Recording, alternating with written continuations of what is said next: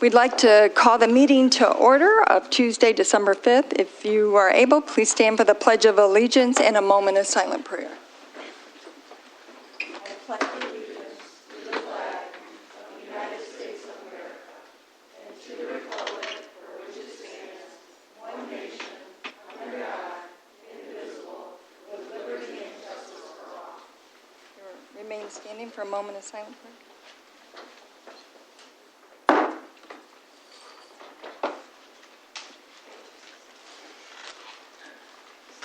The first item on our agenda is a public hearing. I would like to declare the public hearing open for the 2024 fiscal year budget. At this time, if there's any comments that the public may have on our 2024 budget,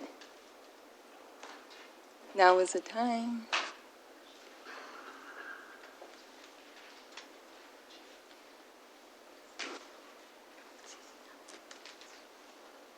Hearing none, are there comments from board members?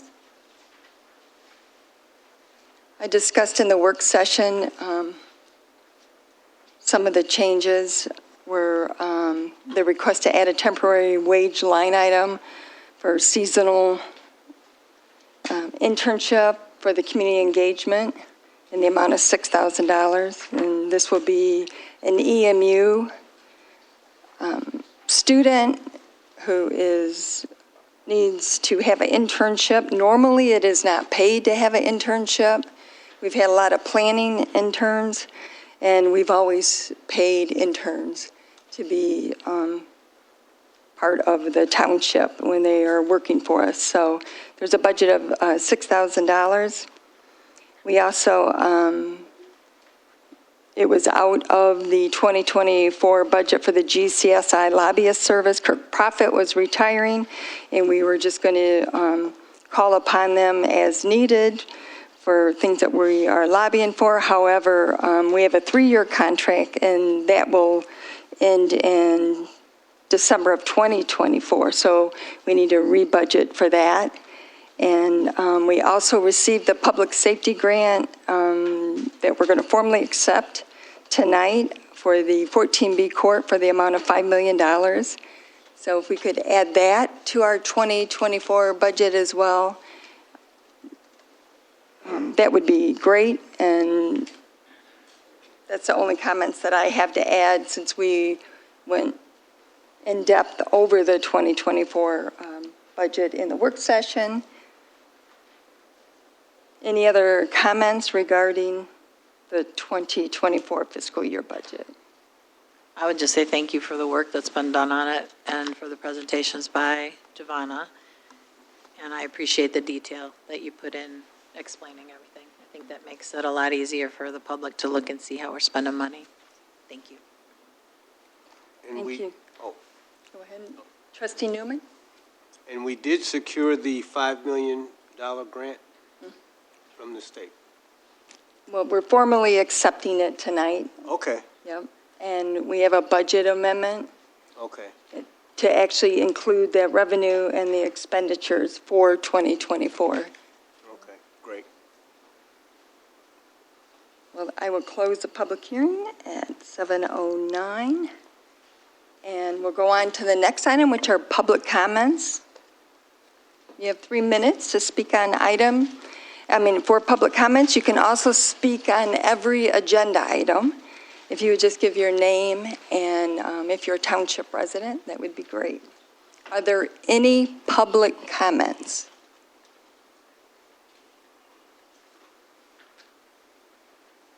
Hearing none, we will move on to the consent agenda. We have the minutes of the November 21st work session and regular meeting, statements and checks for December. Questions or comments? I just have a few comments on the minute, very few, nothing for the work session, and just small comments like attach the resolutions to it, nothing on page 2.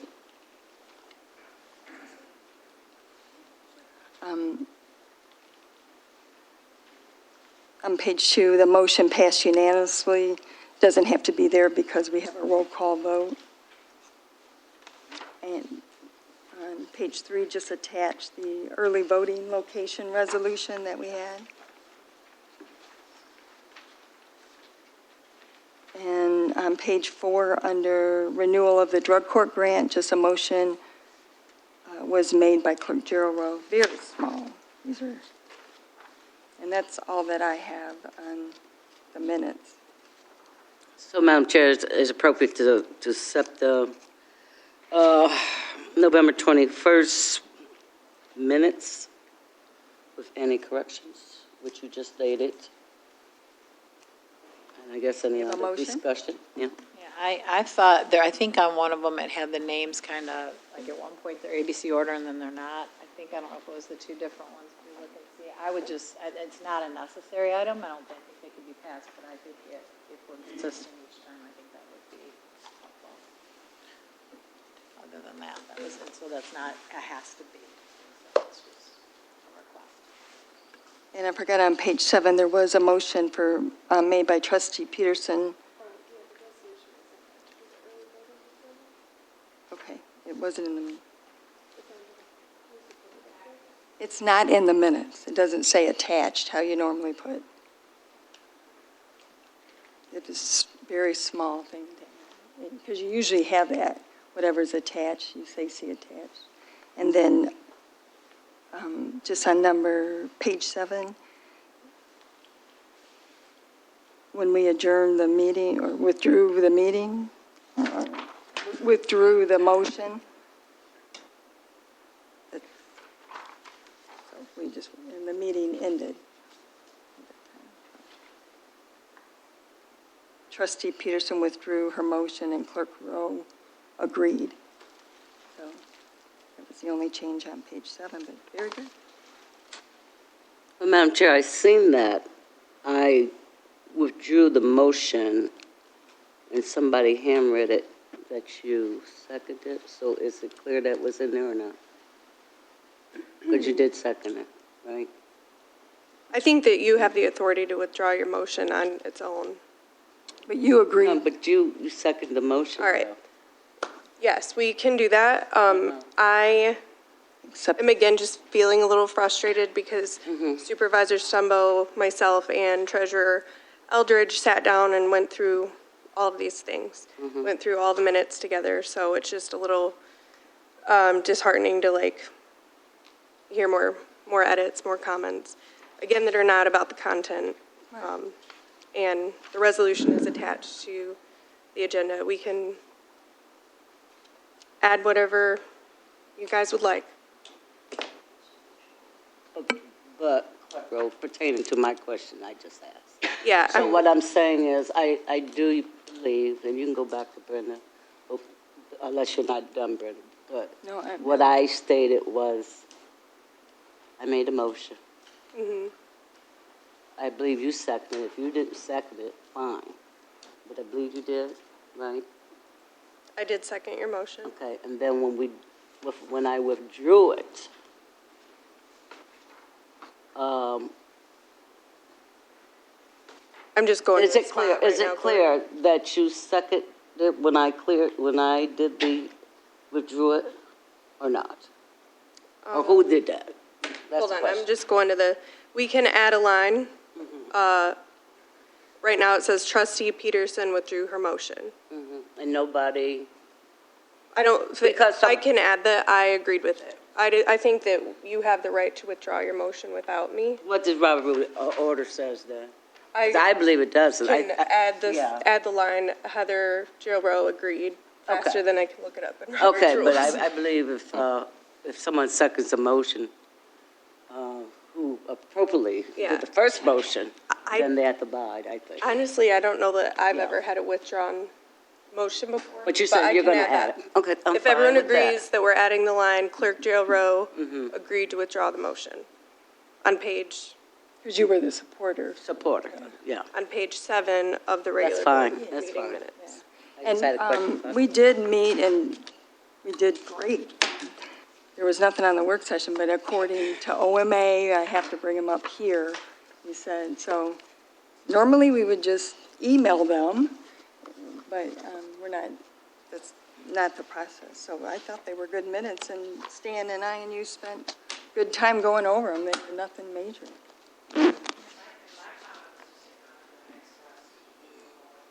Can you talk into, yeah. And then I saw that change, that it wasn't done, so I'm just requesting that that happen, if not with these. Can you say it one more time, Debbie, just so? So when it lists at the top, it might be where we start at the beginning of the minutes, like there's a place where our names are listed. Yeah, And so however you want that to be, I think it should just be consistent from time to time. The easiest way is to list them in ABC order. where it says members present. Yes. Maybe that isn't, yeah, it's I think that it is always the same under members present. So if you're thinking of a different, So right there, I think, so Hunter's at the end, and then I don't know if it was at the work session. There's two different places. So I don't know if there's work session. oh, I see what show you're up saying. the same. Sure, we So- can so alphabetize that's the minutes. Yeah, and you don't even have to do that this time. I know I made that request last time, so I'm not going to beat a dead horse. But I'm also, don't want to feel like I'm just jumping into something because it's not the first time I've made that request. Thank you for making it again. All right.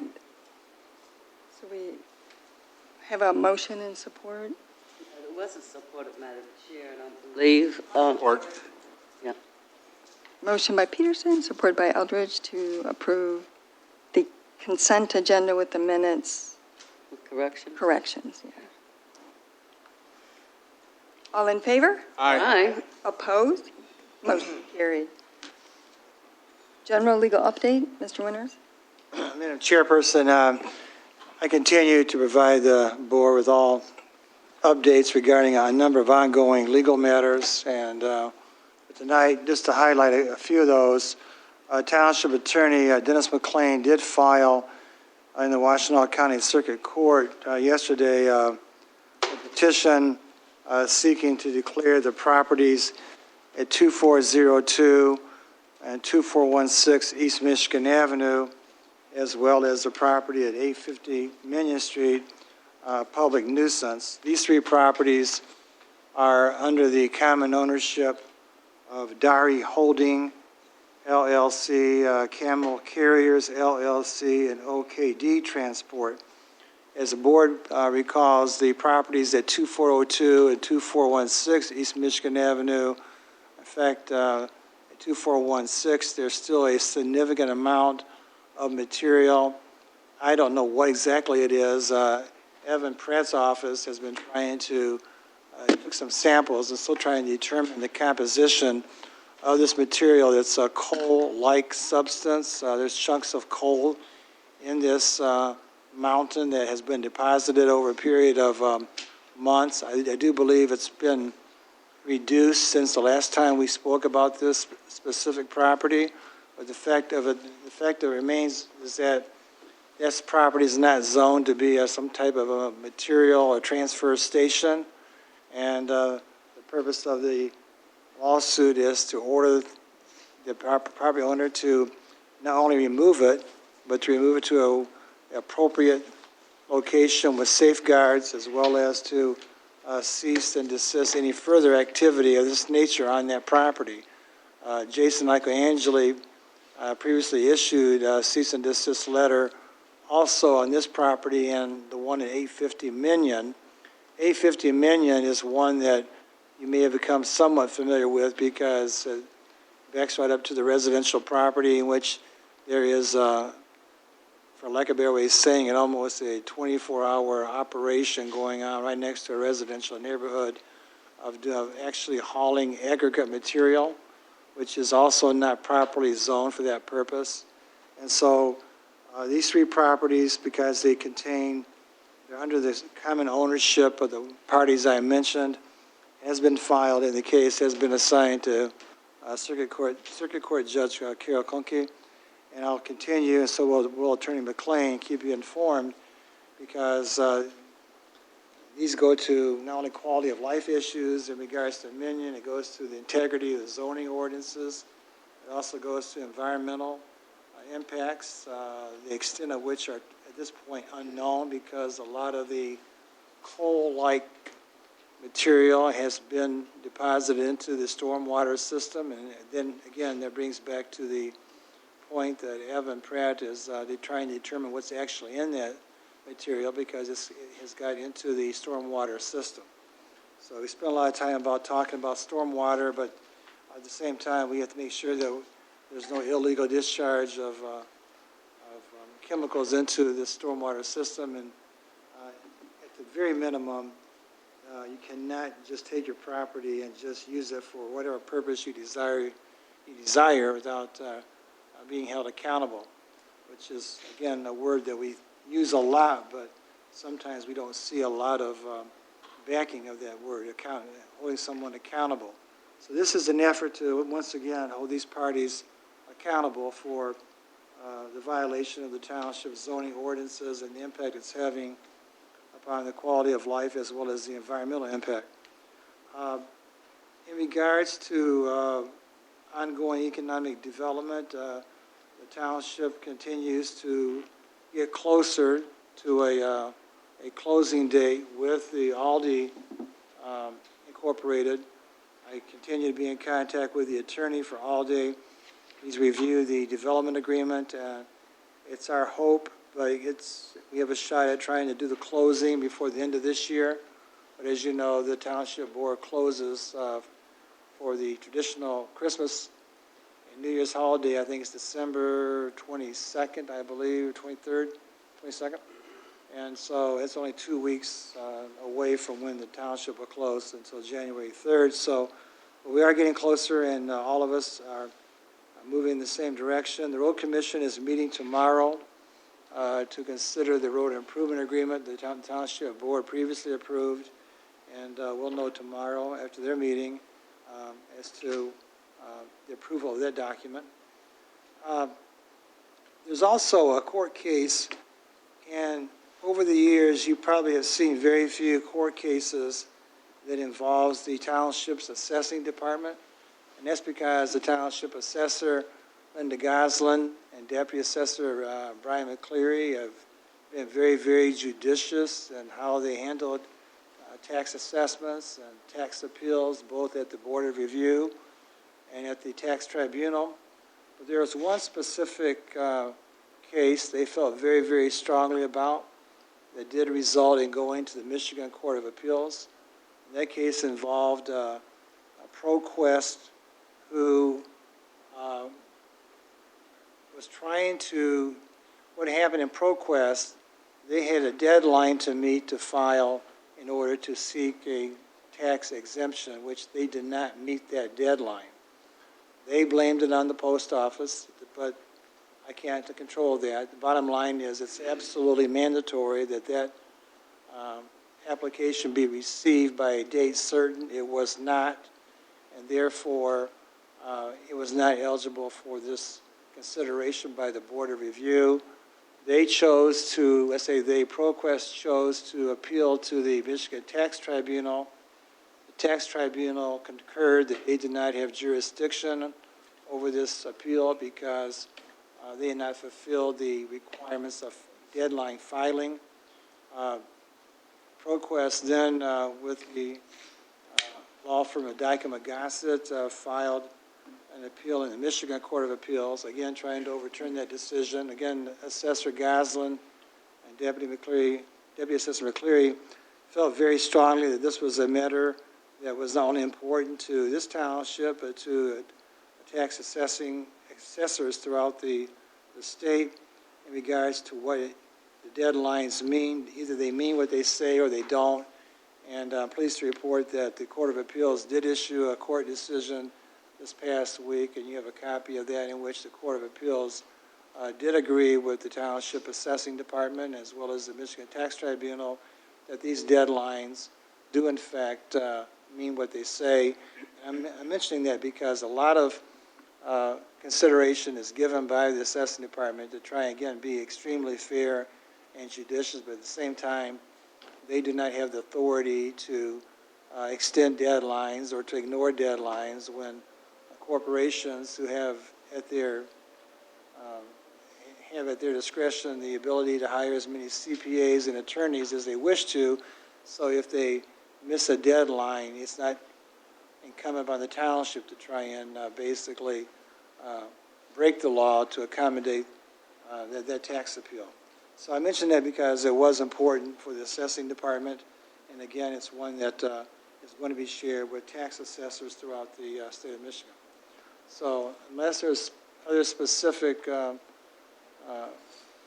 inquiries regarding other previous legal matters, everything right now you have should be up to date. These are some of the highlights of what's going on right now. Questions or comments? Trustee Swanson? I had one question. I wondered about the public nuisance property on Michigan Avenue where the large mountain of substance is present. Do we have the ability, when we go to court over that one, to make sure that whatever, like I'm worried now that it's in our community and we don't know what it is. I don't want to see some other community inherit the mess. Do we have the ability to say it's got to be disposed of properly? I mean, I think about how careful we were about making sure that everything we did with the demolition of at Galt Village was done properly, the disposal. Do we have the ability to say they've got to get it out of there and it's got to be done in a way that meets whatever standards need to be met for that product? Yes, I think we're going to actually ask for that, as well as maybe proof as to where it came from. We still don't know exactly where it came from to begin with. I don't want to say it showed up overnight, because obviously it took a long time for that to reach that level that it did. But we still do not know definitively where it came from, the composition of it, and at the same time we want to make sure that where it goes, it's going to go someplace where it's safe to go. There's manifests that need to be provided to show us where it's going to go. And equally as important is to actually know the composition of that material. That's where the lab samples have come in. According to Evan, the test for phosphorus and ammonia is not done that frequently by laboratories, and so that's what's taking a little bit longer for that testing to occur. But depending on the results of that test, I may also dictate the type of remedy that we'll be asking the court to provide. But at a minimum, it has to be removed from that property. Quite frankly, I'm surprised that we've not received more phone calls than we have about that property, because when you go by there and see what it looks like, it's just absolutely just unacceptable on any level. But we will be trying to make sure that we know exactly what is in the material, and also make sure that it goes to a place where it safely can be disposed of. And there could already potentially, again, we don't know what the substance is. It's rained a lot since it's been there, so it is running off into drains, and then even wind, like it's been really windy. So when you have a substance like that, it can be deposited other places. So I don't know, I'm hoping that we're thinking big, that whatever the harm that may have been caused by that we plan for that to be at least discussed in court, because we don't know really what we're looking at other than a large pile of something's been dumped in our community. We did notify Eagle at the very beginning. They came out and they're aware of it. We also, of course, Washtenaw County Water Resource Commissioner Evan Pratt, like Brenda indicated earlier, has probably been the most responsive in terms of trying to also get his arms around what's going on with this property. But right now, it cannot remain there, and quite frankly, it's pretty offensive to any community to have that kind of a problem. I don't understand, even what's going on over there on Minion Street. I think the residential neighborhood, Stan, you know the neighborhood very well. Brenda knows it very well.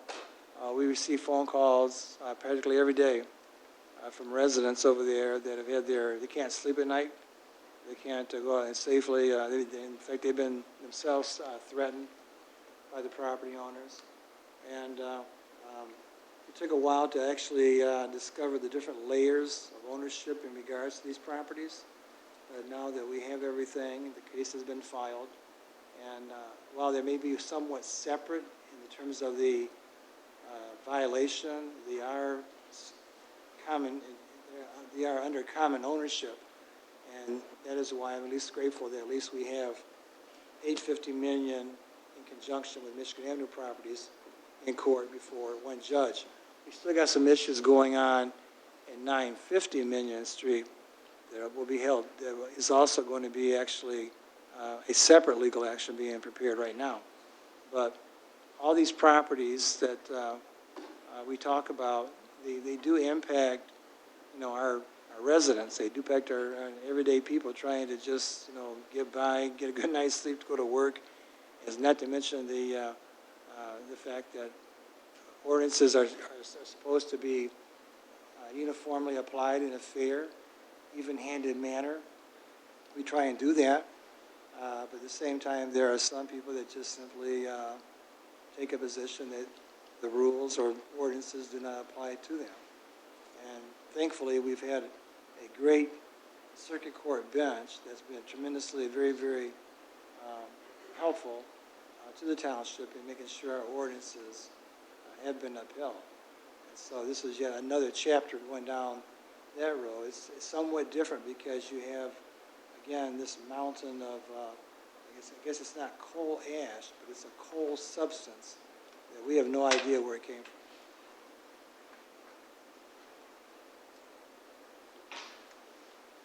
from. And I think what's so offensive is people think they can just do pop-up businesses like this.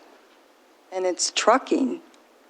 And the noise, the dust, the particles that are just in it's really offensive that someone thinks they just can come in here and pop up a business wherever they want and affect the community the way they have. The residents off of Minion, they thought it was RNL trucking, and now we realize that it was actually this other business that was operating, and we've tried to get compliance, and our planning department and has been out to talk to them, and, they're going to continue to operate until we get a court order to stop it. It's just shameful. It really is. So thank you for that update. Under new business, number 1, we have Resolution 2023-24, which is a resolution for payment and use of surplus drain funds. Clerk Rowe. I have Resolution 2023-24, Ypsilanti Charter Township Resolution for Payment and Use of Surplus Drain Funds. Whereas Section 283 of the Drain Code provides that the Water Resources Commissioner may enter into an agreement with a municipality for the maintenance and use of surplus construction funds if the municipality has been assessed for all or part of the cost of the drain project, and whereas the surplus construction funds held in account by agreement may be used to pay of drain assessments to the township, or such surplus funds may be utilized to address drainage in the township by resolution from the township. And whereas the municipality of Ypsilanti Charter Township is requesting that Washtenaw County Water Resources Commissioner use a portion of their surplus construction funds held in the County Drain Fund number 8863 for the purpose of building green stormwater infrastructure at the Community Center, Apple Ridge, and Sugarbrook Park as a part of the National Fish and Wildlife Foundation grant. Now therefore it be resolved that the township requests and authorize the Water Resources Commissioner to apply $20,000 from Fund 8853, I think that should be 8863, Ypsilanti Township Special Maintenance Fund toward the National Fish and Wildlife Foundation grant project. Be it further resolved that the clerk shall forward the Water Resources Commissioner a copy of this resolution. I'd so move the resolution. Motion Rowe. Support Swanson to approve it. Evan Pratt was here earlier, Water Resource Commissioner, and in November 2021, the Drain Commission applied for a grant through the Southeast Michigan Resilience Fund, which was for Ypsilanti Township green infrastructure. And the proposal had rain gardens at the community center, Sugarbrook Park, as well as planting trees at Apple Ridge Park. So the commitment at that time was $20,000, and it comes out of a surplus drain funds that we have that's already with the County Drain Commission. So this makes, I think, the 5th or 6th rain garden in Ypsilanti Township. So I appreciate the Evan Pratt applying for the grant and us actually installing. So This is good news. We have a motion and support. All in favor? Aye. Opposed? Motion carries. Number 2 is a request approval to accept a grant from the state of Michigan, the Department of Labor and Economic Opportunity, in the amount of $5 million for the security renovations at 14B District Court. So moved. Support. Motion Eldridge, support Rowe. Discussion? And the only discussion I have is that the accepting of the grant contains the items that Attorney Winters went over at the work session. Friendly amendment accepted. Yes. So for people who weren't at the work session, this is a $5 million grant from the state of Michigan that was secured with our state representative, Jimmy Wilson, and State Senator Schink.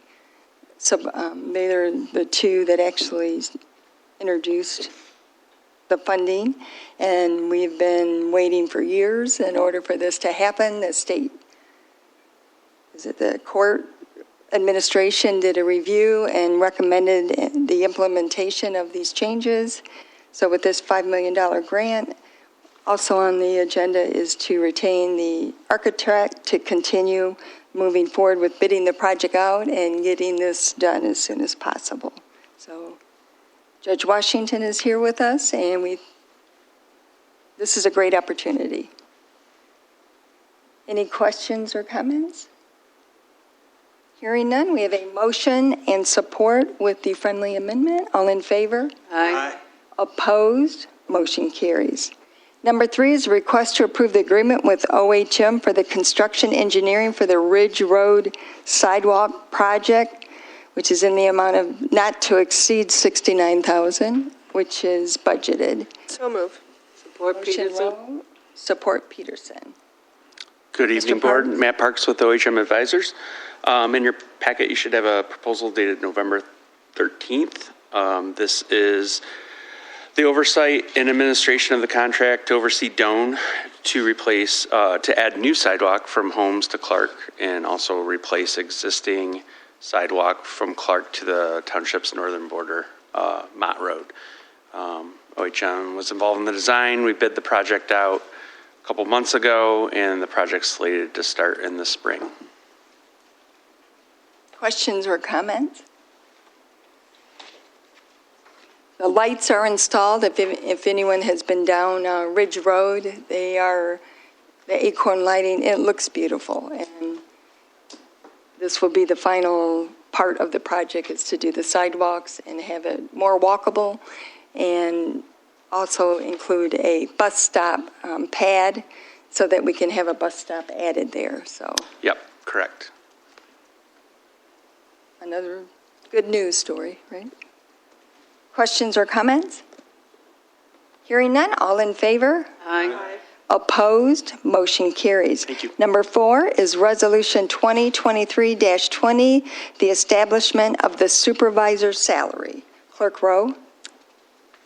I have Resolution 2023-20, establishing the 2024 Township Supervisor salary. Whereas according to MCL 41.95, subsection 3, the salary for elected officials should be determined by the Township Board. And whereas Teamsters TPOAM employees have negotiated a 3% increase plus longevity that is budgeted in the 2024. And whereas it is recommended that all non-union or management employees also receive a 3% base wage increase plus longevity that is budgeted in 2024. And whereas it is recommended that a 3% increase for full-time elected officials and trustees plus longevity. Now therefore it be resolved that the 2024 salary for the office of the supervisor shall receive a 3% on their annual base salary, going from $93,662 to $96,472 plus longevity in the amount of $2,412, and recognizing the annual car allowance of $6,000 per year since 2018, bringing the total for 2024's annual compensation of the supervisor to $104,884. I'd so move the resolution. Support Peterson. Motion Rowe, support Peterson. Discussion? We have to We have to do this every year, set the salaries for elected officials. Hearing none, all in favor? Aye. Opposed? Motion carries. The next item on the agenda is Resolution 2023-21, which is the establishment of the Township Clerk's salary. Clerk Rowe? I have Resolution 2023-21, establishing the 2024 Township Clerk salary. Whereas according to MCL 41.95, subsection 3, the salary for elected officials shall be determined by the Township Board. Whereas Teamsters TPOAM employees have negotiated a 3% increase plus longevity that is budgeted in 2024. Whereas it is recommended that all non-union or management employees also receive a 3% base wage increase plus longevity that is budgeted in 2024.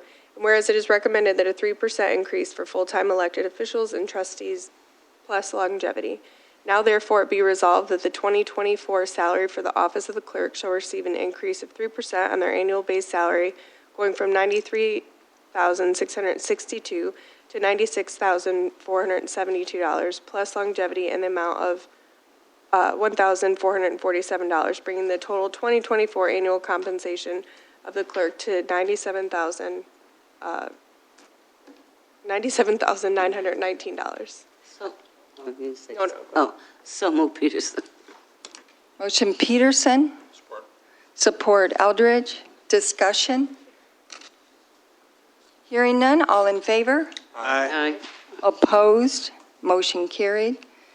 Item number 6 is Resolution 2023-22, which is the establishment of the Township Treasurer's salary. I have Resolution 2023-22, establishment of the 2024 Township Treasurer's salary. Whereas according to MCL 41.95, subsection 3, the salary for elected officials shall be determined by the Township Board. Whereas the Teamsters TPOAM employees have negotiated a 3% increase plus longevity that is budgeted in 2024. Whereas recommended that all non-union or management employees also receive a 3% base wage increase plus longevity that is budgeted in 2024. And where it is recommended that a 3% increase for full-time elected officials and trustees plus longevity. Now therefore it be resolved that the 2024 salary for the office of the treasurer shall receive an increase of 3% on their annual base salary, going from $93,662 to $96,472 plus a longevity in the amount of $2,170, bringing the total 2024 compensation of the treasurer to $98,642. Motion? I'll support, or yes. Motion Rowe. The resolution. Support Swanson. Discussion? Hearing none, all in favor? Aye. Opposed? Motion carries. Number 7 is Resolution 2023-23, establish the Township Trustee's salary. Clerk Rowe? I have Resolution 2023-23, establishing the 2024 Township Trustee's salary. Whereas according to MCL 41.95, subsection 3, the salary for elected officials shall be determined by the Township Board. Whereas the Teamsters TPOAM employees have negotiated a 3% increase plus longevity that is budgeted in 2024, where it is recommended that all non-union management employees also receive a 3% base wage increase plus longevity that is budgeted in 2024, whereas it is recommended that a 3% increase for full-time elected officials and trustees plus longevity. Now therefore it be resolved that the 2023 salary for the office of Township Trustees shall receive a 3% on their annual base salary, going from $16,679 to $17,179. And so move the resolution. Support. Motion Rowe, support Eldridge to approve the resolution. Discussion? Hearing none, all in favor? Aye. Opposed? Motion carries. Number 8 is a request approval for circuit court litigation to abate the public nuisance at 1354 Nash. So move. Support. Motion Rowe, support Eldridge. Attorney Winters, is Belinda here? Madam Chair, Belinda did have to leave early this meeting, she said, because she had to leave. But in regards to the memo, it's very clear, and I've discussed this with her. There's a property at 1354 Nash Avenue. It's actually being utilized as an auto repair business. We've heard complaints for a number of years, residents from different residential neighborhoods, including West Willow, about the quality of life issues, misuse of properties that impact their daily lives. This specific property is literally engaged in an auto repair business. You've seen photographs attached to the memorandum where there are as many as 9 cars parked on Nash Avenue waiting to be repaired by the tenant at 1354 Nash. In fact, earlier today, there were 7 vehicles that were parked on the street, according to.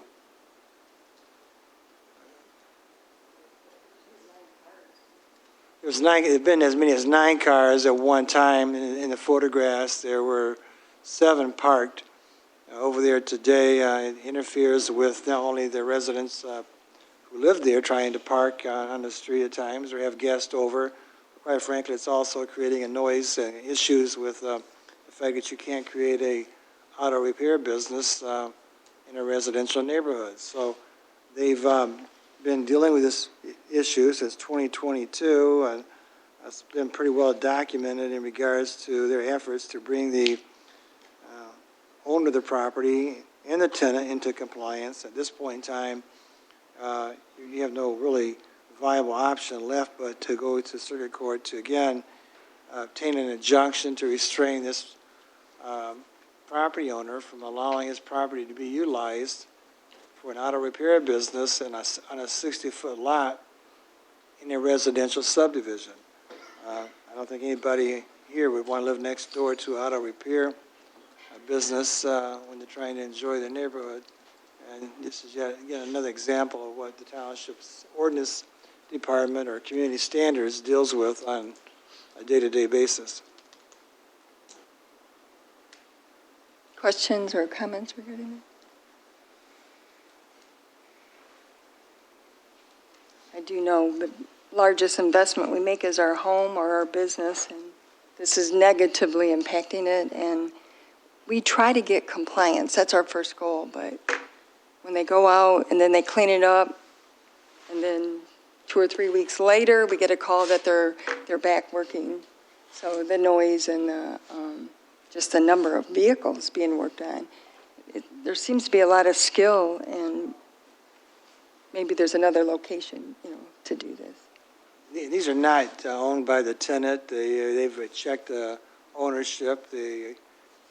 All the cars are registered, either the city of Ipsy, Township of Ipsy, Romulus, other places. And so it's an actual ongoing business and just cannot operate in a residential neighborhood.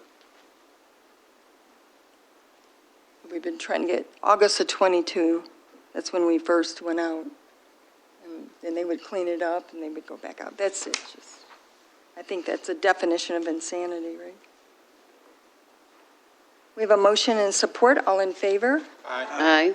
Opposed? Motion carries. Number 9 is budget amendment number 17. I have a motion to amend the 2023 budget number 17. I would move to increase the general fund budget by $5,318,940 to $28,943,546 and approve the line item changes as outlined. I'd so move the budget amendment. Motion Rowe. Support. Support Eldridge to approve the budget amendments. The largest portion of this is for the grant that we will be receiving from the state of Michigan.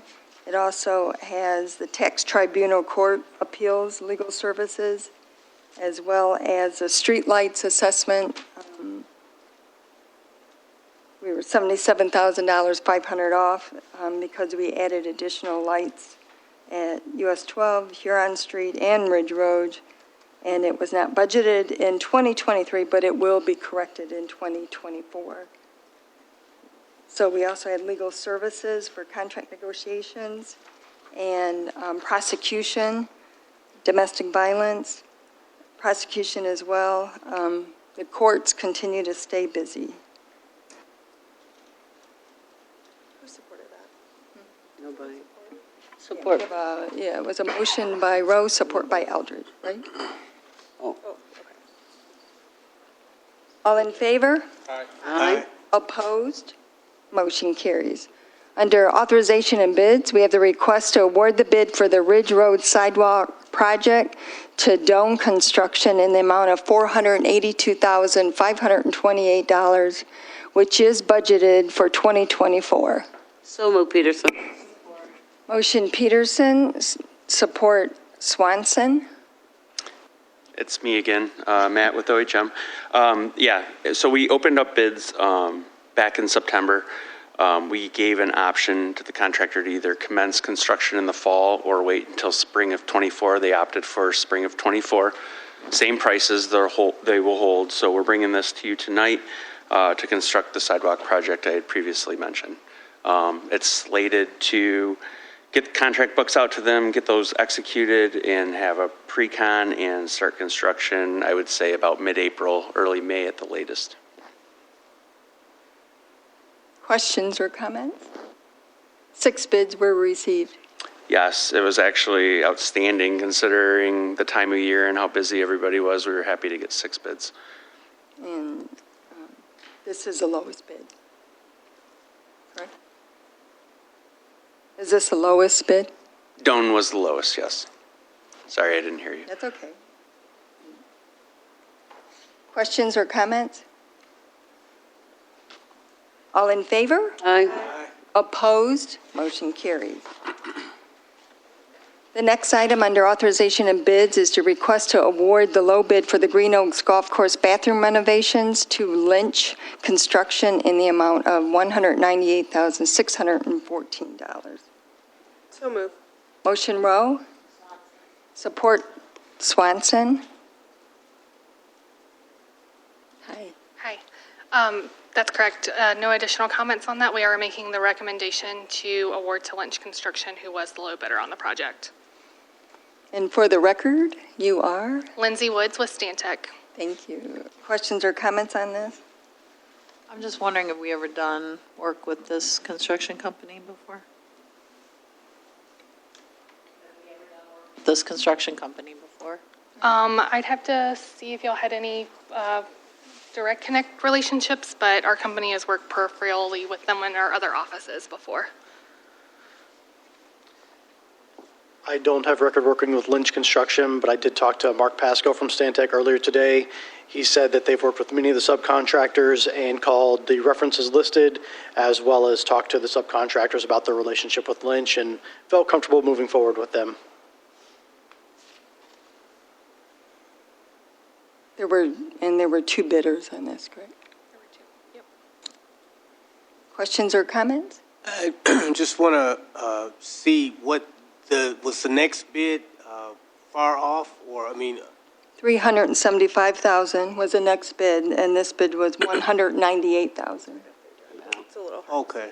Yeah, there was a difference between the 2 bids, but based on the work included in the package, the scope, and looking at other data that we had from similar projects, we felt that the 198 was comparable to what the scope of work should have been. Okay. Yeah, because a lot of times the low bid is not always the best bid, but I think in this case, because there's such a difference and because the scope is the same, it makes sense. But, Yeah. You go low and then you'll have problems after. That's right. And to be fair, yeah, and then along with that, their scope of work includes what was in the bid documents, but the 198 number also includes some allowance items for unforeseen work related to anything we find in the process of construction. So again, we felt that their bid covered the work adequately for what was documented. And one more question. There's not the likelihood of them finding some other things out that will increase that 198? It would be very surprising if there were significant items. There's basically like 3 areas in this project, and they're pretty cut and dry. It's like a CMU block building that doesn't have any electrical work and no mechanical work, just some plumbing with some architectural replacement. And then it's limited restroom upgrades in an area that's, pretty much just getting some finish upgrades and improvements. We changed the layout a little bit, but nothing complicated or complex. And all of the areas you have pretty good visuals to see what's going on, even with the main thing you have is the ceiling in the shop restrooms, and it's not complicated. It's just a lay-in ACT. So it should be very easy to go and assess the spaces and not have many surprises, just because the scope is so limited. Okay. And everything is pretty obvious. You're not even, one of them isn't even hiding behind anything other than the material that it is, which is the CMU wall. So it's should be very straightforward. Thank you. Oh, you going to add something, or? Other questions or comments? There will be a contract prepared. All those in favor? Aye. Opposed? Motion carries. Number 3 is a request to seek sealed bids for the Civic Center pond renovation. So move. Motion, Rowe. Support Peterson. Support, Peterson. Good evening, Matt Parks with OHM again. This has been a project that we've talked about for quite a while. This project is basically to rehabilitate the pond out front. It's the original liner that's well beyond its life cycle. The pond is a man-made pond, and it's a reflection pond that was put in as part of the original construction of the building. The project that's in your packet tonight will be bid out later this month, and we're actually going to have it out for bid through the holidays and into January, give a nice long bidding period to attract as many contractors as we can. The goal of the project is to drain the pond, dredge it out, replace and remove the old liner with a new one, actually rehabilitate the perimeter with some riprap and other means so the soil doesn't erode around the perimeter, to protect the liner so we don't lose water, because that's what's happening now. There's some landscaping that has been added as an optional category that we'll take bids on.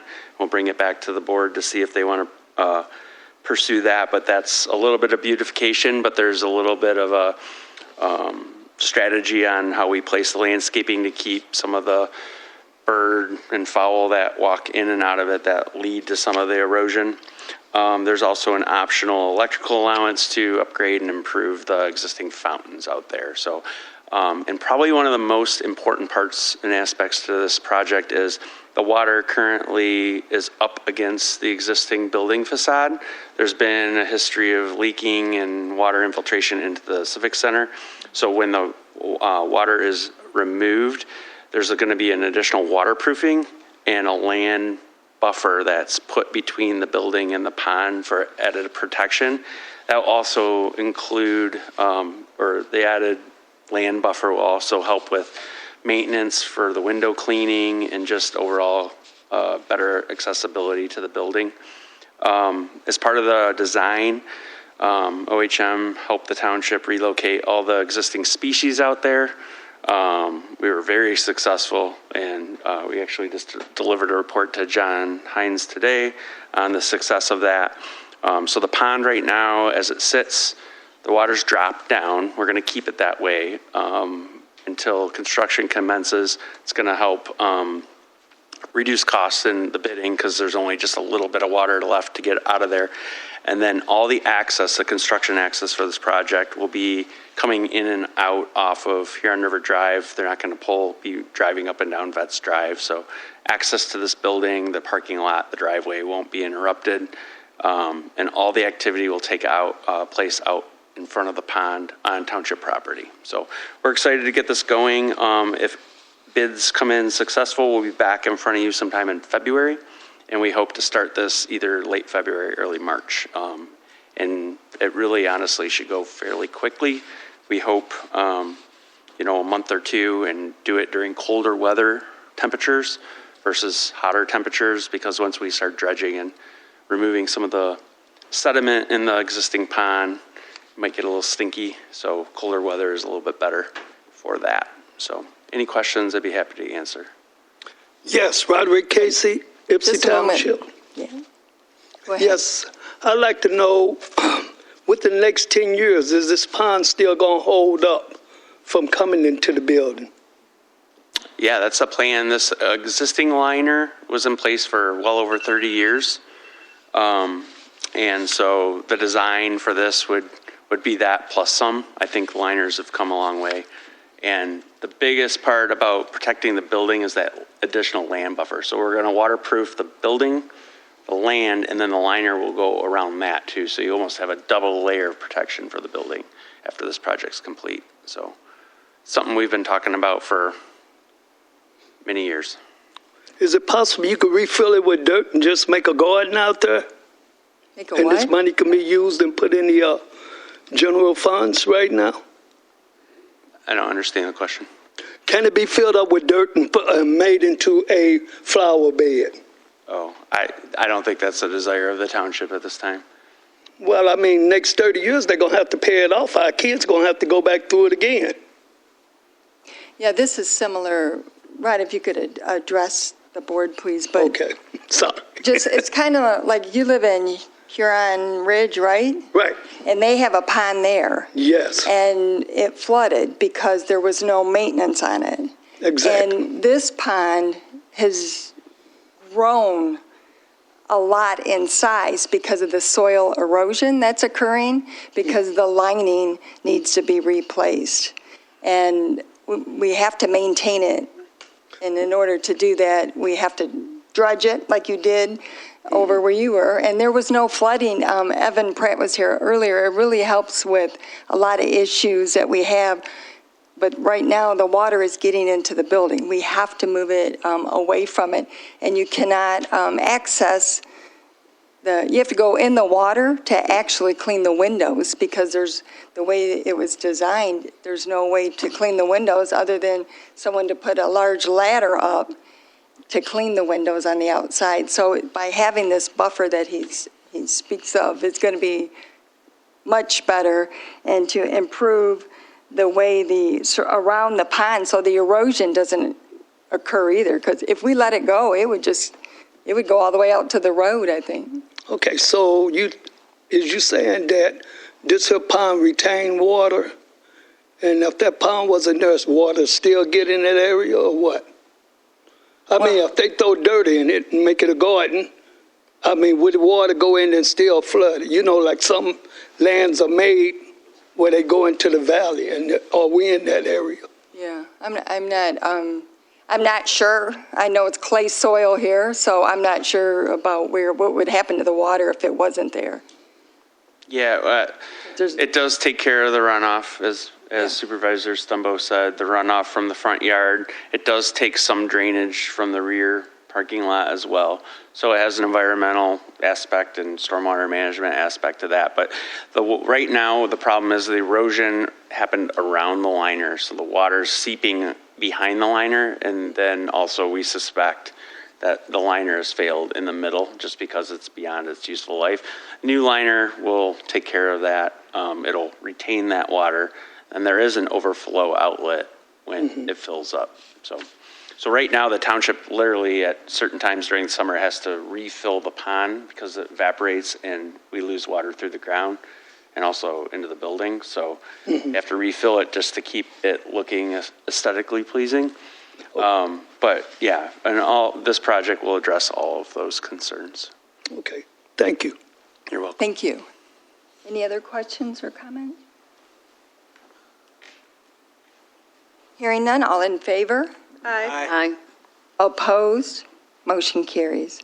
Number 4 is request to seek sealed bids for the Community Center 200 hallway and Community Center bathroom renovation. So move. Motion Rowe, Support Peterson. support Peterson. Discussion? Yes, Lindsay Woods with Stantec. This is for the more limited bid scope related to addressing the sanitary line issues at the community center, as well as replacing the finish updates and also doing renovation work to 2 of the bathrooms to make them more ADA compliant, as well as provide new finish updates for those. And so we are seeking sealed bids to go out here shortly, with hopes that we could open bids in January and get approval in early February. Questions or comments? We started discussing it in the work session, and we concluded 5 minutes before the meeting. Are there any want to continue the discussion? Trustee Swanson? So I was looking at the budget, like what we're looking for as a budget for this, and I know it was, John started to say the 737,000 minus engineering. How much were the engineering costs? Or what would we be subtracting out of that? So it was 98,000 was what was approved for the engineering costs. And then we have 200,000 from an insurance claim that's going to be used for this? That's specifically what the items included in the smaller 100 package. That's all allocated towards the insurance fund work. And that is the funds remaining after the engineering for that side of the project.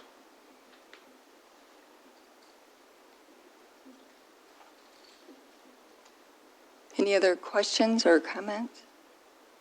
And this will come back to the board, of course.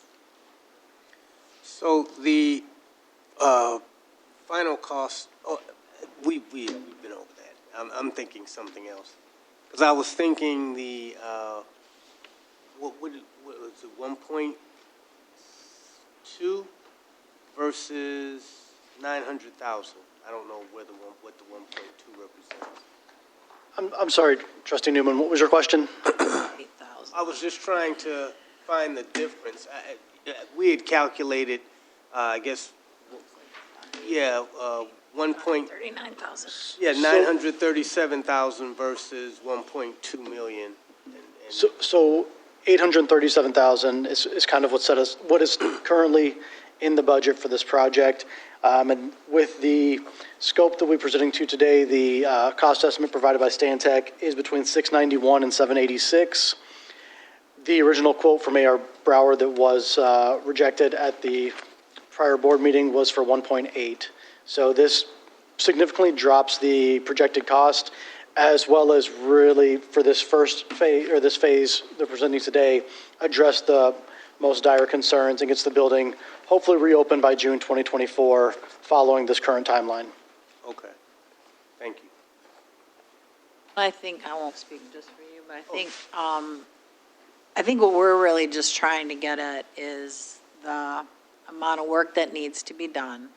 And there are ways to make it look like this is a good deal, you know, like for this first phasing or whatever, but without knowing or understanding like what those other phases would be. And again, the 1.8 was rejected partly because it was just a single bid. But when we start to make all these changes, we could still be looking at 1.8 by the time, like not knowing what these phases are that we're taking off or they're off our plate. So that's what we're trying to understand. And, you know, we're a little bid shy because we've had a lot of bids come in that don't match what we were thinking. And we understand that. We understand the climate that's going on. But in this particular project, speaking for myself, my biggest concern is that there are things that were brought to our attention about the building. And I understand, you know, faster, we've had people out of the building for a long time. I understand all those things, but I also understand that it's our responsibility to be good stewards of the generational property that the community owns. And so, and, you know, like Evan talked tonight about, well, we could do this, and here's what we're going to get an advantage for that cost. I don't feel like with this project, I'm getting a good sense of that. Like, if we make this choice, what are we leaving out? And what's the thought process about those types of things? And I'm not necessarily saying I'm here to hold that up, but I also get frustrated sometimes when we think we're headed in a direction, and it's not even really anybody's fault. That's just what happens when you're doing construction. But my biggest concern is the idea that we have an older building that's a very essential part of our community. We want to make sure we're good stewards of it. You know, just like we had a presentation about the pond, we're trying to be good stewards of the community property, and I'm not sure where we are with that when we're piecemealing things for the purpose of bringing costs down. And again, I'm not the person who said we had a problem with the building, like we had people come and tell us there was a problem, pretty sternly there is a problem with something that we should be taking care of, and maybe that was just part of the presentation or the plug for that. And, but I don't know that. So I don't know if somebody just emphasized that, like we really got to do this, or whether there was really a, because I took it as a true emphasis that this is a really big problem that we don't want to dig up again for. So that's what I'm trying to get my head around. I think a little bit that's what Trustee Newman's trying to get his head around, because we rejected a 1.8 amount, because I think we were very surprised at the amount, but we also only had one bid. But then what's it going to be if we don't get the whole thing done? And so it's, I don't know if that's a question. I'm just telling you that's the concern that's swimming around in my head right now. And maybe it'll go out for bid and it'll come in, and then we'll be looking at bids again that are really high, and then we downsize stuff to, like, we know we had a 1.8 from somebody who could get it all done the way we wanted it to. And now when we piecemeal, that's my concern to my board members and to you guys. So it's not even really a question. I just want you to know that's where my head is right now. Other comments? I won't comment as much on the original programming or where you're going in the future with the building and maybe where you want to use it. But just as far as percentage of construction related to the 1.8, when you took that and divided it by the area of work that they were doing, it was really close to $100 a square foot, which is pretty low compared to what the potential could have been, especially during the bid time. So with that analysis, we did feel that the best way was to reduce the scope at this time and then move forward in the future when available with the other improvements. I don't think that any of the things that are included in this package prohibit you or restrict you in any way from making any of the improvements that are currently projected in the future. The capacities are actually there for the other improvements to the building with the rework of the sanitary lines that we're doing. So this is a step which will help move towards that progression of expanding and the duration of the building's lifespan. So with that, again, I don't know where you're going programmatically if you're interested in making other higher level changes, but as far as keeping up what you have currently, it goes a long way for improving the infrastructure so that you can use it for a longer time period. Thank you for that, and I appreciate that. I guess one of the other concerns I would have, this is more to the board itself, that, and probably John, you a little bit too, because you're starting in this position and you've worked with us, is just like, so when we take things off the table and we've already got some work in place, and like I hear you saying, like, what would be going forward? I don't know that we do enough to kind of capture all of those things unless Attorney Winter asks us to get things in a file. So whatever we need to do here to make sure that we're putting whatever's got to be in the file to make sure that someone else knows where we have to lead towards, or, and again, it's going to change, costs are going to increase, but it helps a lot when we can go, like tonight, we had the drain commissioner say, and Supervisor Stumble was saying that it really helped, or maybe it was Attorney Winter, it's been a long night, to go back to those development agreements, to be able to go back to the documents that help guide us with where we are, and just making sure that that's all in place, so that when someone says, yeah, or we could go for a grant, or we could do this, we know where would we be even with this project if we had things in file that said, you need to go here, there's a problem under the, you know what I mean? So whatever we're not using here, because we've done a lot of work, needs to be put in a place so that we know how to go forward with that. And at least for this immediate project, that was a big discussion we had when we spoke a few weeks ago about putting this together, was Stantec is going to help with this project in particular, have those things already ready so we can be ready to search for additional funding and again, have everything in one place so we're not redoing the rest of this project from scratch when that time were to come. Yeah. for clarification and something for your file too, we're going to submit a letterhead that basically has the recommendations for the scope and order of how I think what they should be facilitated. So that can be used as well.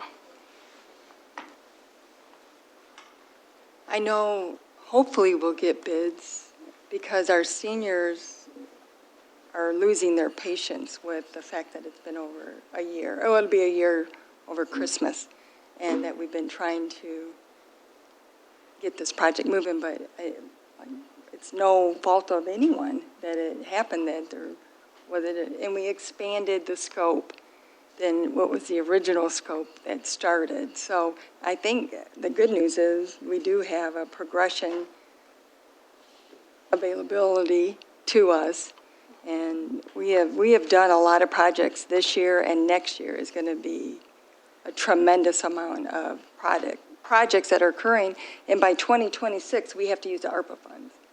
So we're slowly, I was just trying to figure out, I think 4 or 5 of the allocated projects are out for bid, and so that's good. That's very good, but we still have quite a list to go in order to meet the deadline for the federal government as well.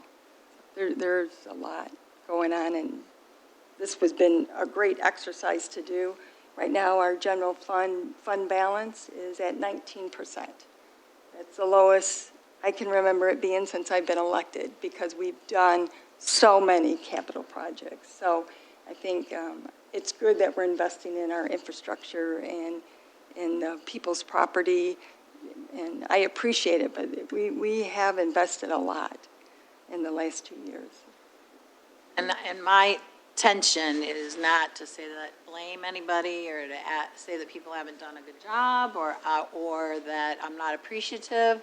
I just take I think there's part of our community where entities that need to be good stewards of the community property haven't been as careful about taking care of property that our community's invested in for 4 years, with the hope that it will take care of future generations. And sometimes, and this isn't anybody in the room, but I think that's where I come from personally. I'm tired of things not being cared for because they belong to the people. They're not someone's decision to just decide they're going to do something with it. So I can't help some of those other things, but I can be someone who makes us be careful about what we're doing with the property that the township owns as good stewards for a little while longer. I appreciate it. So we have a motion and support to go out for bids, and those will be brought back to the township board. All in favor? Aye. Opposed? Motion carries. Number 5 is a request to seek sealed bids for the renovation of the Civic Center parking lot. So moved. Motion Rowe. Support. Support Eldridge.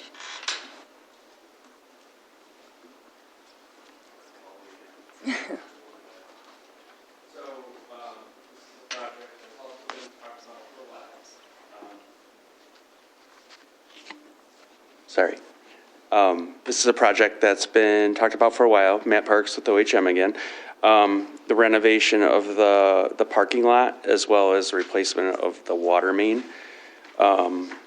Just a little bit of site history. The last time the parking lot was rehabilitated was over 20 years ago, about the time that I was starting at OHM, because I remember it happening. There's been several water main breaks and some other things going on out there, and those have been repaired, and it's just past its useful life. Betts Drive was renovated and updated and extended, and at that time we didn't do the parking lot. So right now, this project basically is accomplishing a couple things. It's replacing the old water main that's, basically been having problems with breaks. That's over 50 years old. The parking lot is aged. They're starting to get some base damage, and I know the township has spent money in the past rehabbing some of the drainage structures out there. This project will literally everything out. It will stage things so access can still be maintained. It'll replace the existing water main. We met with Trustee Eldridge and the architect for the courthouse to make sure those things are being coordinated carefully. Actually, quite a bit of change to the front entrance is part of this, and I think the plans are in your packet. We're greening up the entryway a little bit and getting rid of the dual kind of turnarounds that are out front. There's a concrete area where you can turn around. There's also a little bit of a confusing asphalt turnaround where the drop box is. That kind of consolidates everything and just greens it up a little bit more. It brings the township parking lot up into code, making it so there's island breaks in between.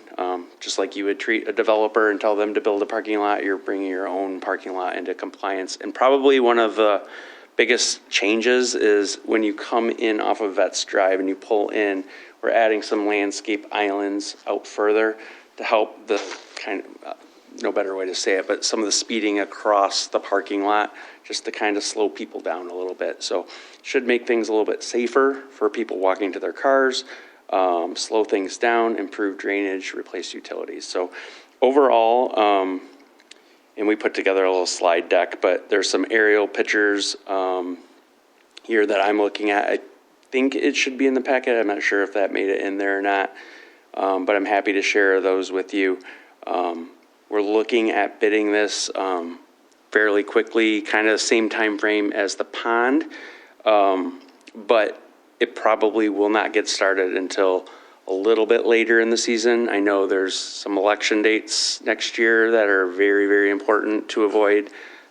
So we've put language in the contract to make sure that access for all the early voting requirements and stuff are done. We'll probably start with the water main, get that done.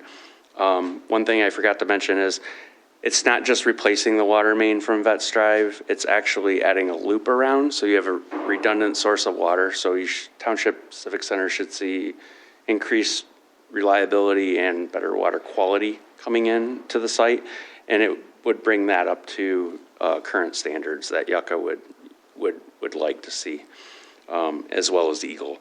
So I'm happy to answer any questions. Again, the plans are in the packet. The parking lot, just to kind of go over some final numbers, we will be putting the parking lot back in as asphalt. We'll be doing a lot of base repairs. Previously, 20 years ago that I referenced, when it was done, the asphalt was pulverized and they paved over it.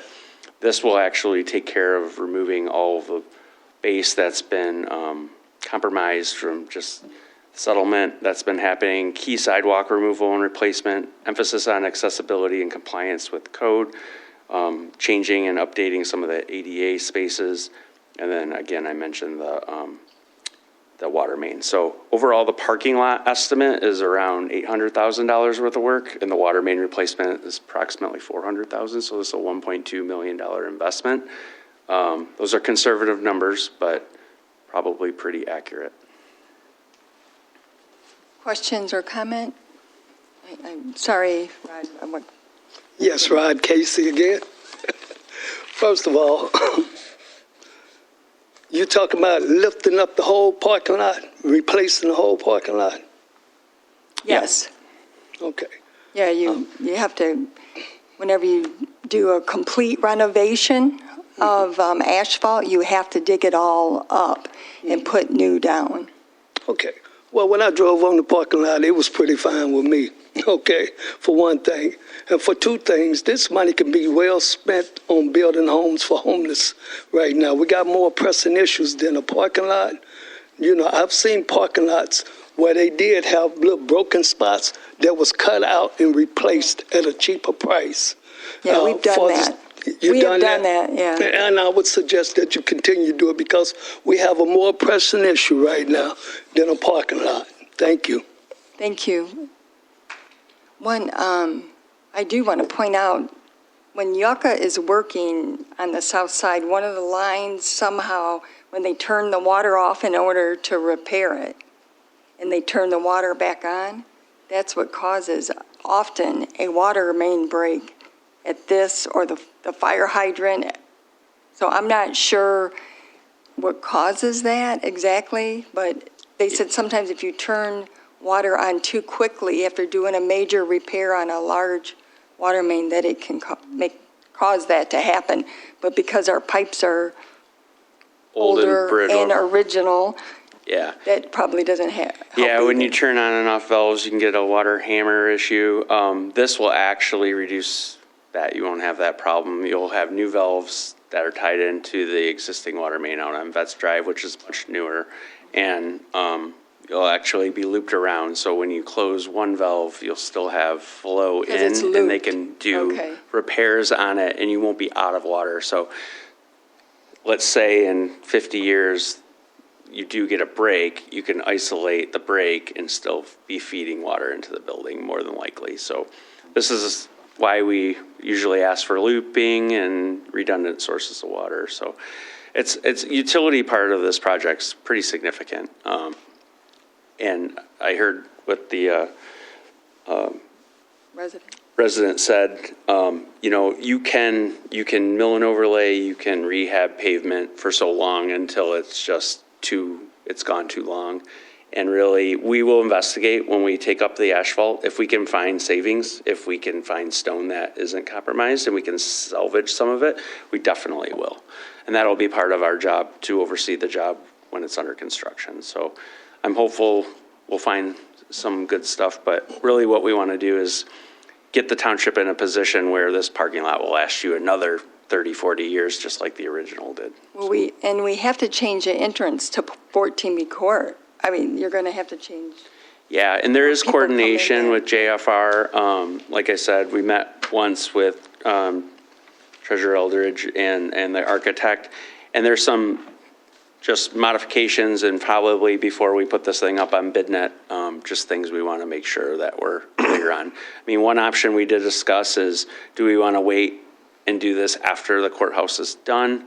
We'll take bids and we'll see where we come in at, and that's always an option. We'll put some language in there that might give us some flexibility, but I think what we can do with careful planning is go ahead, bid this, and if we need to leave a little bit of room or space for the architect to do their work, we should be able to. But I think during our initial meeting with them, I think we can stay out of each other's way. So. Okay. Yes, sir. Yes, Mark Walker, I live at 1250 East Cross. When you say you're removing the asphalt, does that include the ag underneath the asphalt? Yes, it does. And do you know how thick that ag is? Yeah, about What it's made out of? About 8 inches, and it's limestone based on the borings. And the boring logs are in the contract, so the contractor can look exactly what that is. Okay, my last question is, once you remove the ag, if you find a soft spot, are you considering if they find a soft spot in the clay underneath, that they're going to have to remove and undercut that? Yep, we have undercutting in the contract. All right, thank you. Great Thank you. questions. Thank you. Yeah. Oh, I can tell. Thank you. If you need an inspection job, let me know. Yeah. Yes. Jane Wolf, I'm a Ypsi Township resident also, and I just was going to say I totally agree with what this gentleman said too. I mean, that's a pretty astronomical amount of money, and I mean, people are really hurting right now and could really use some money, including housing. Also, earlier tonight we were talking about, like, I understand fully that you can't legally have a car repair shop in your driveway, but my guess is it's because they can't afford to get a car repair shop. And like, we could actually help people out with that amount of money. That's insane. And the parking lot, to me, it looks nice and fancy. Honestly, when I drove up here. So I don't know. I think it's worthwhile to like really consider do we really need to spend over $1 million on the parking lot for this one area when, like, I mean, there's parts of the road in our neighborhoods that are like, screwing up my car every time. I've lost all of my hubcaps recently just driving around town. I mean, that just is a truly incredible amount of money to be spending when people are literally living on the street right now. So in the winter. So Thank anyway, you. just think of that. It's more than just a parking lot. And there's sinkholes right now. And it floods so bad that one of our trucks went through a Yeah. hole in the pavement. So it might look good in certain areas, but there's some areas that's very, we had to put cones around it until we could repair it. Yeah. I'm not sure what caused that, because I don't know enough about it, but I do know that it's compromised underneath. The stormwater is done, correct? The storm pipes underneath have been touched up. They've been looked at. Is this in, We will probably Evaluate it? TV and camera those as part of the final outcome of the project, and make sure that if there's any repairs needed, that's done before the pavement is done. We'll have some contingency in there for that. I think the biggest thing is to remember, is this a public building that people access? There's, handicap parking spaces, ADA parking spaces that need to be brought back into compliance. The entrance and exit in the building are fine now, but with the courthouse upgrades and some of the safety upgrades that's bringing, the time to fix all of it is really right now. So it's all done at the same time. And yeah, to your point, Supervisor, the underneath, the aggregate base, the longer you wait, the more expensive this is going to get. So although this is a pretty hefty price tag, waiting longer will just make this more expensive. And it has to ultimately be done at some point in time. And I believe you're using ARPA funds for some of this. And so now is the time, and that money was intended for infrastructure improvements and to reinvest in assets. Your parking lot, just like your pond, the building, the community center that you talked about tonight is an asset, and maintaining those things and taking care of them is an important thing that, that's the duty of the township, so. and we milled and overlaid it in the past, but we never, Yeah, which is you work in the business, so you understand. Which is perfectly appropriate. After about 15 to 20 years, a mill and overlay is the right fix, and now, 20 years later, which you got 20 years out of that should only really last you 10 years. You've gotten 20 out of it. So kudos to the township for, residential services directors of the past have done a good job maintaining it and keeping it along as long as they could. But right now is the appropriate time to do it. Waiting longer would basically mean you would 100% need to replace all the aggregate base underneath. Right now, there's some hope that maybe you can save some of it. So. Okay, I'm sorry, yes. Hi, I'm Joy Pryor, a resident of I can't hear you, I'm sorry. Can you get, the mic Testing, 1, 2, 3, can you hear me It's now? voice activated, so it's Okay. just a little bit different, yeah. Joy Pryor, resident of Ypsilanti Township. Going to bring up a whole nother topic, and I'm not an engineer. I don't know what's feasible and not. I am also concerned always about where monies are spent when what are the priorities? But this is a whole other issue. And these are more environmental, although some of them might be possibly cost-saving when you look at them in the long term. I read about things like permeable surfaces for repaving,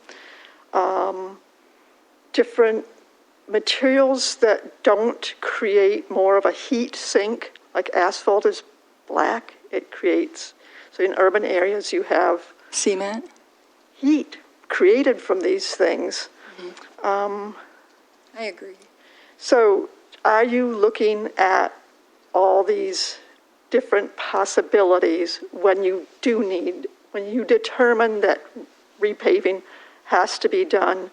Are you looking at them? And, recycling is questionable, whether it's really, whether it's just been marketed to us or it's very effective, but are there materials that are made from recycled materials so we're not continuing the process of extraction of resources when we can reuse materials? Yeah, Excellent. I can address that. Yeah, great questions. The soils here, as you know, are mostly clay. So when we got the soil borings, we looked at potentially infiltrating it, adding rain gardens. A resident mentioned pervious pavement. Because of the soils that lie underneath, they wouldn't really infiltrate well. So doing any type of that isn't isn't really a feasibility on this property. Recycled materials, we would consider for the aggregate base that would be brought back in, crushed concrete versus virgin limestone. That's going to be bid as an optional item. That's a recycled material. And then looking at basically just best practices in asphalt and ways to be more environmentally conscious when we go to put it back are all in the contract. So Can you put cement, can you bid it with cement or asphalt? Can you? because of the costs and timing of everything, we bid it as asphalt only. We do have concrete curb, we have concrete sidewalk that's going in, but we did not put back concrete. There's pros and cons with it. I think concrete means, probably want to take it easy on the salting of the parking lot, which it's a public building. It needs to be salted. It needs to be maintained. That will deteriorate a little bit faster. And then there is no mill and overlay option with concrete. You get 30 years out of it and you got to rip it all out and do it over again, where I think for this type of building, this type of use, asphalt's more practical. Yes, Rod Casey, Ypsi Township. Again, I'd like to say that the funds, to my understanding, was for the COVID. The infrastructure, I would suggest that you get a second opinion on that, someone who can rehabilitate it at a less cost and utilize the money more wisely.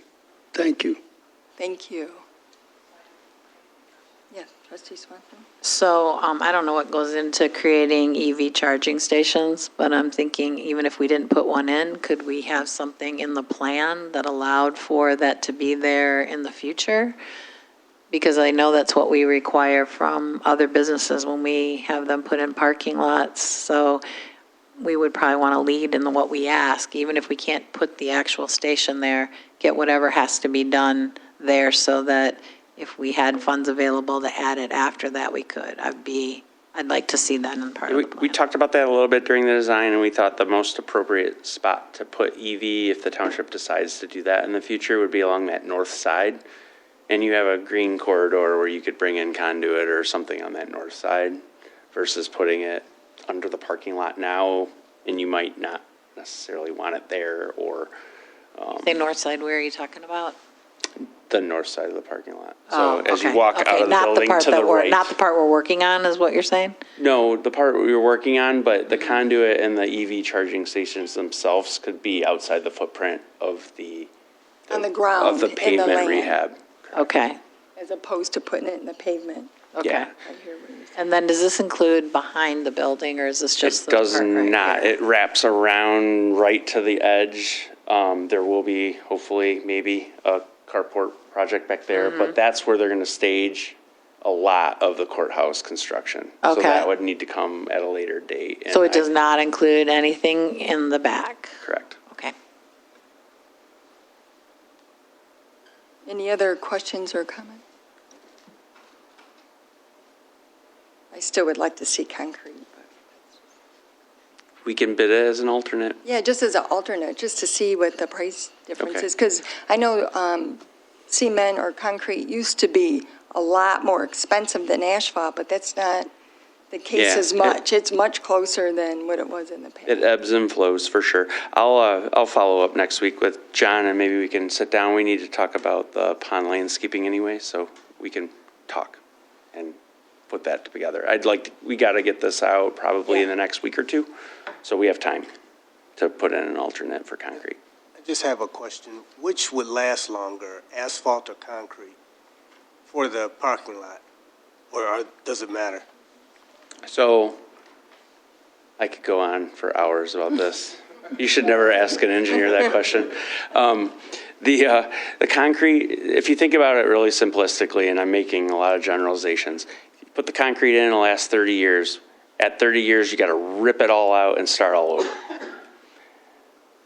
Asphalt you put down, and at year 15 or 20, you do a maintenance mill and overlay job, and you get another 15 to 20 years. So maybe you get 40 years before you have to start all over.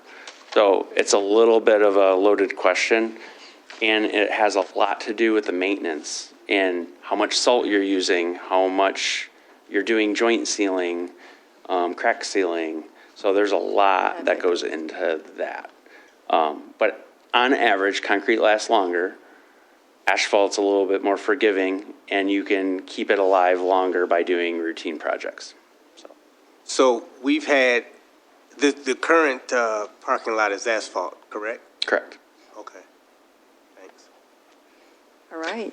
Exactly, that's what I wanted to say. Excuse me. We could keep that alive another 20 years. Thank you. Yeah, did he get the answer then? Okay. Did you get your answer? Okay. All right. And this will come back to the board. Absolutely. So we have a motion and support. All in favor? Aye. Opposed? Motion carried. Under other business, we have the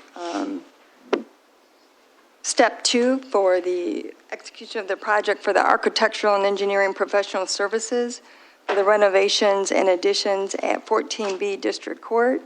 This will be reimbursed from the grant dollars. I'd like to make a motion to approve Step 2 Architectural and Engineering Professional Services with JFR Architects for renovations and additions at 14B Court in the amount of $223,564 as outlined in the November 29th, 2023 letter provided contingent upon attorney review. Support. We have a motion and support. Are there questions? Hearing none, all in favor? Aye. Opposed? Aye. Motion Oh, I carried. mean, I'm not opposed. That's what I meant. I'm sorry. I knew what you meant. Are there It's too any late. board member updates? Madam Chair, if I could just provide a really brief update. I'm planning to bring a whole presentation to the board, probably at our next meeting on the 19th, I believe it is the date. Our election commission met twice in the last couple weeks, and we actually were able to consolidate some of our voting precincts. So rather than 19 precincts, we will now have 11. Today we worked on getting a draft map, and once we have that available, it'll be shared with the board as well as with the public. There's a few benefits to this. A couple of the major ones were that one is that we're getting residents into a more comfortable voting space. There's a particular precinct that not all of our residents have always felt comfortable going into to vote. And we also pay a fee to use that location at this time. So we'll be no longer using that location. Thankful for their partnership over the years, but we'll be relocating that here to the Civic Center. Another particularly good one was that we had a precinct on a dirt road, and every election that we have voting at that particular site, we hear complaints from residents and, just discouraging them from going to the voting location. So we will no longer be on a dirt road. One of the other ones that comes to mind is there's a precinct that was on Clark Road, located directly across from a Superior Township location, and voters all the time would not be quite sure which church they were supposed to go to. And so now that is going to be located just further down the street into our own community center. So we will, and if anyone has any questions about that, the Election Commission packet is on the website. If you just type in the search is personally the way I think it's easiest to find, and hopefully bringing a full presentation back at the next meeting about election updates. And this was allowed because they changed the state law. Yes. Finally. And really quickly, and the previous law allowed for 2,999 voters at a precinct, and now the limit is 4,999. And that law came, I would be another 15 minutes to talk about the legislature and all the things that were happening. And so that will certainly be a little synopsis in the presentation. But it was a really short time frame to get this work done in order for every election in the next coming year to be concise and, all the same. I think consistency is really important, as well as good messaging, which I know the election committee members, John Newman and Debbie Swanson, also agreed with. So we're going to do our best to be consistent and have good communication with our voters. Any other comments from board members? Along that line, I wanted to say thank you to the clerk's office for all the work that was done to prepare those precincts. There's a lot of work that went in and a lot of thinking that went into doing that, so in a pretty short period of time, so thank you. And then I also wanted to say thank you to Treasurer Eldridge's office and for the work that was done on the the letter that talked about the different millages that went in with the tax bills. So it no longer is the county putting on tax bills exactly every millage, and I appreciate that Trustee Eldridge's office made a whole paper that went in with the tax bills so that people know exactly the different millages and what they're for. So thank you for that. Other comments? Hearing none, motion to adjourn? So moved. Motion Eldridge, Support. support Rowe. All in favor? Aye. Meeting adjourned at 8:46. Thank you.